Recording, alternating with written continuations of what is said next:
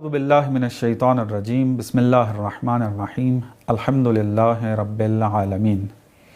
ناظرین، ہماری گفتگو کا سلسلہ جاری و ساری ہے کہ جس کے اندر ہم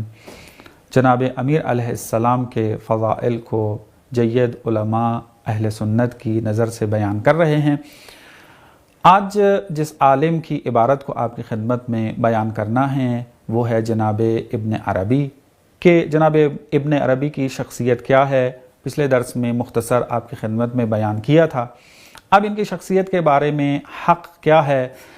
اس کے اوپر ابھی گفتگو نہیں کرنی ہے، لیکن یہ بات آپ کی خدمت میں بیان کی تھی کہ جو چیز مسلم ہے وہ یہ کہ جناب ابن عربی جو ہیں فقہی اور ظاہری اعتبار سے مکتب اہل سنت سے تعلق رکھتے تھے۔ انہوں نے اپنی کتابیں بھی مکتب اہل سنت کے اندر لکھی ہیں، انہی مبانی کے تحت لکھی ہیں۔ تو یہ جب مولا علی علیہ السلام کے فضائل کو بیان کرتے ہیں تو انتہائی خوبصورت اور بہترین عبارتوں کو استعمال کرتے ہیں۔ جناب ابن عربی کی ایک اہم کتاب الفتوحات المکیہ ہے کہ جو عرفان کے اندر انتہائی اہمیت کی حامل کتاب سمجھی جاتی ہے، اور تمام عرفان سے لگاؤ رکھنے والے افراد و علماء اس کتاب سے ضرور استفادہ کرتے ہیں۔ یہ الفتوحات مکیہ کی جلد نمبر 2 کے اندر اور باب نمبر 6 میں خلقت کی جو ہے وہ بات چل رہی ہے، اور وہاں پر آ کر یوں تعبیر استعمال کرتے ہیں کہ فَلَمْ يَكُنْ أَقْرَبُ إِلَيْهِ تَعَالَى قَبُولًا فِي ذَلِكَ الْبَهَاءِ إِلَّا حَقِيقَةَ مُحَمَّدٍ الْمُسَمَّاةَ بِالْعَقْلِ، کہ یہ جو فضیلت ہے، یہ جو بہا و شأن ہے، اس کے قبول میں خدا کے قریب نہیں ہے مگر فقط حقیقت محمدیہ صلی اللہ علیہ وآلہ وسلم، کہ جس کو عقل کے نام سے بھی یاد کیا گیا ہے۔ فَقَانَ سَيِّدَ الْعَالَمِ بِأَسْرِهِ، تو یہ حقیقت محمدیہ، یہ جو محمد صلی اللہ علیہ وآلہ وسلم ہیں، یہ تمام عالم کے سید و سردار ہیں۔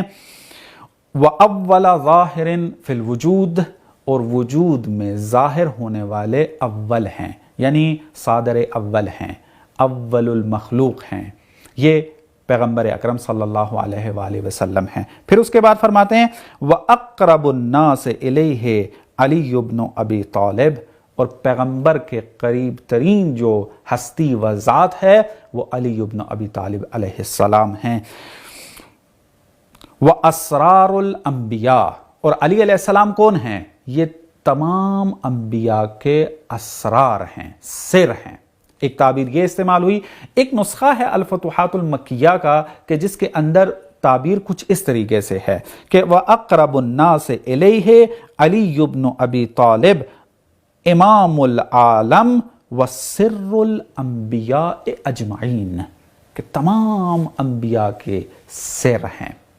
یعنی تمام انبیاء جو ہیں وہ کیا ہیں؟ ان کا سر جو ہے وہ علی علیہ السلام ہے۔ اب یہاں ظاہر سی بات ہے کہ مکتب تشیع کے عقیدے کے مطابق اور جو بھی مکتب اسلام سے تعلق رکھتا ہے وہ اس بات کو جانتا ہے کہ جب بھی افضلیت کی بات آتی ہے تو سب سے زیادہ افضل جو ہیں وہ پیغمبر کی ذات ہے، اس کے بعد پھر دوسروں کا مرتبہ آتا ہے۔ تو یہاں پر بھی جو تعبیر استعمال کی گئی ہے کہ سر الانبیاء اجمعین، تو یہ بات واضح ہے کہ پیغمبر اس کے اندر شامل نہیں ہے، چونکہ پچھلی عبارت اس بات کی گواہ ہے کہ وہاں پر بیان کر دیا کہ اقرب الناس الیہ تعالی کون ہے؟ حقیقت محمد ہے، لیکن یہاں پر آ کر پھر جب بیان کر رہے ہیں کہ اقرب الیہ علی بن ابی طالب، پیغمبر کے جو قریب ترین ہیں وہ علی بن ابی طالب ہیں کہ جو سر الانبیاء اجمعین ہیں۔ اب یہاں پر نسخوں کا اختلاف پایا جاتا ہے، ایک میں اسرار الانبیاء ہے اور ایک ہے سر الانبیاء اجمعین کا لفظ آیا ہوا ہے۔ تو